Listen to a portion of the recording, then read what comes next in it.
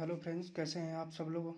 आशा करता हूँ आप सब लोग अच्छे ही होंगे। मैं आप लोगों के सामने एनसीसी सी सर्टिफिकेट का 2011 का साल पेपर लाया हूँ, जिसको आप फॉलो करके अपनी सफलता को अंजाम दे सकते हैं। और अगर मैं जो भी क्वेश्चन बताऊँगा यदि उसको आप कंप्लीट कर ले रहे हैं तो आपका सी सर्टिफिकेट में ए ग्रेड ही आएगा। ए या बी ग्रेड तो आ ही जाएगा आपका, क्योंकि बहुत ही अच्छे अच्छे सब सेलेक्टिव क्वेश्चन हैं जो बार बार आपके रिपीटेट होते हैं।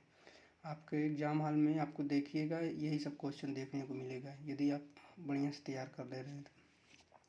चलिए हम स्टार्ट करते हैं। इसमें क्वेश्चन नंबर पहले में बोला है कि tick mark the correct answer from the available option for the following question. और इसमें देखिए, इस वीडियो में जो तेलुगु भाई लोग हैं या तमिल के जितने भी स्टूडेंट हैं उनके लिए भी है। तो फिलहाल में मेरे को तमिल नहीं आती, पढ़ने नहीं आता, तो वो आप खुद से पढ़ के अपना आंसर देख सकते हैं। ठीक है।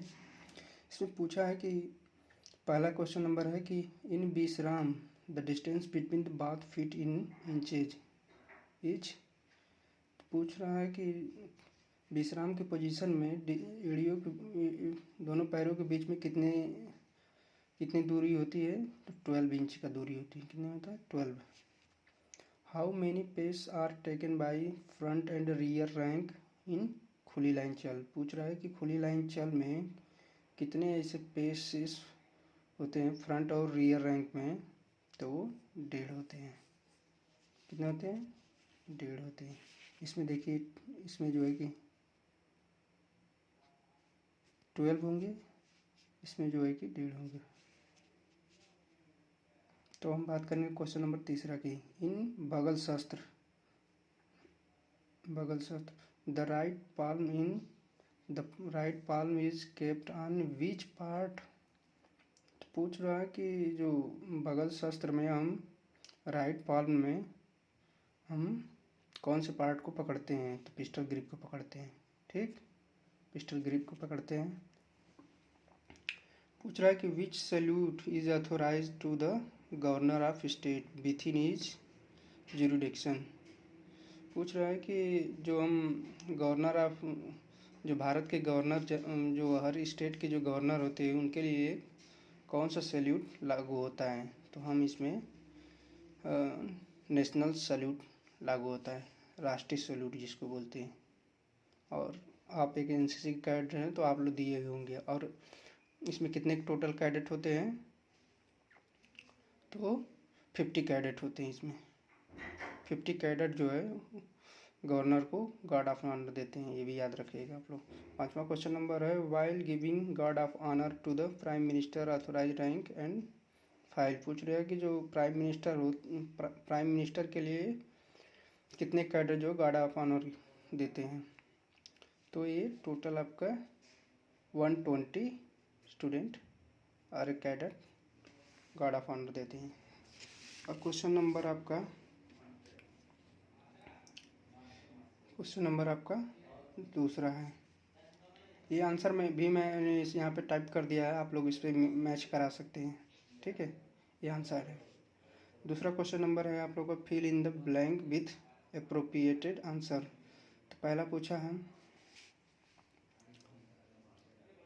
Aim of drill is to inculcate a sense of. तो यहाँ इसमें डिसिप्लिन हो जाएगा and improve bearing and smartness, या टर्न आउट भी भर सकते हो। स्मार्टनेस या टर्न, इसमें क्या भरा जाएगा? पूछ रहा है कि जो aim of drill is inculcate in the sense. पूछ रहा है कि ड्रिल का उद्देश्य होता है वो इसमें क्या होता है। उसमें आपको सावधान होना चाहिए, डिसिप्लिन होना चाहिए। और इसमें क्या होती है? इम्प्रूव स्मार्टनेस होनी चाहिए। क्वेश्चन नंबर बी है general salute is given in dignitaries of rank. पूछ रहा है कि जो जनरल सैल्यूट होता है वो किसके लिए लागू होता है। तो ये जनरल सैल्यूट मेजर जनरल के लिए लागू होता है, ये याद रखिएगा, मेजर जनरल के लिए लागू होता है। ठीक। The word of command for dressing is. तो दाहिने सज और बाएं सज के लिए होता है। वर्ड ऑफ कमांड दाहिने सज और बाएं सज के लिए होता है। वर्ड ऑफ कमांड दो प्रकार के होता भी है। ठीक, अब है डी वाला question. Salute is authorise to person of the rank of. पूछ रहा है कि जो चीफ पेटी ऑफिसर होता है उसके लिए, यह चीफ पेटी ऑफिसर होता है उसके लिए लागू होता है सैल्यूट। ई है जो in slow march the number of paces per minute are 70 minute लगभग लगता है आपको। स्लो मार्च में 70 मिनट लगता है लगभग। ठीक,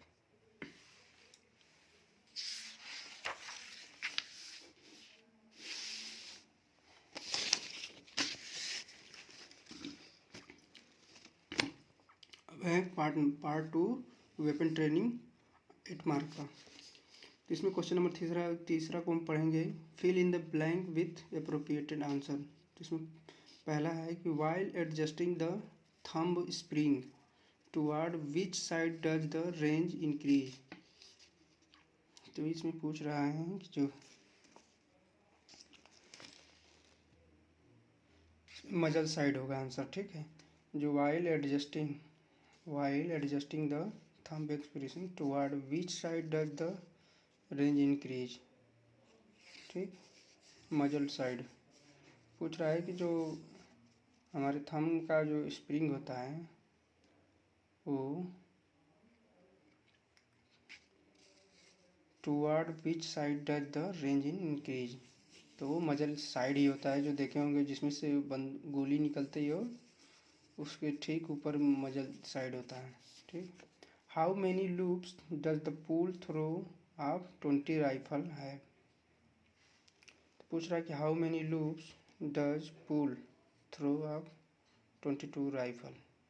तो इसका आंसर हो जाएगा आपके लिए 3 होगा, 3 होगा। ठीक, इन लेइंग पोजीशन पूछ रहा है कि in lying position the base of the vertical triangle is form by the ground. क्या होगा, ग्राउंड हो जाएगा। ठीक है, चौथा क्वेश्चन नंबर है, while firing the weapon which hand should pull the rifle into the shoulder. तो इसमें क्या हो जाएगा, राइट हो जाएगा। ठीक, while firing elevation is given to the counter which forces. तो इसमें ग्रेविटी हो जाएगा, ग्रेविटी है ये हो जाएगा। ठीक, चौथा फिल इन द ब्लैंक।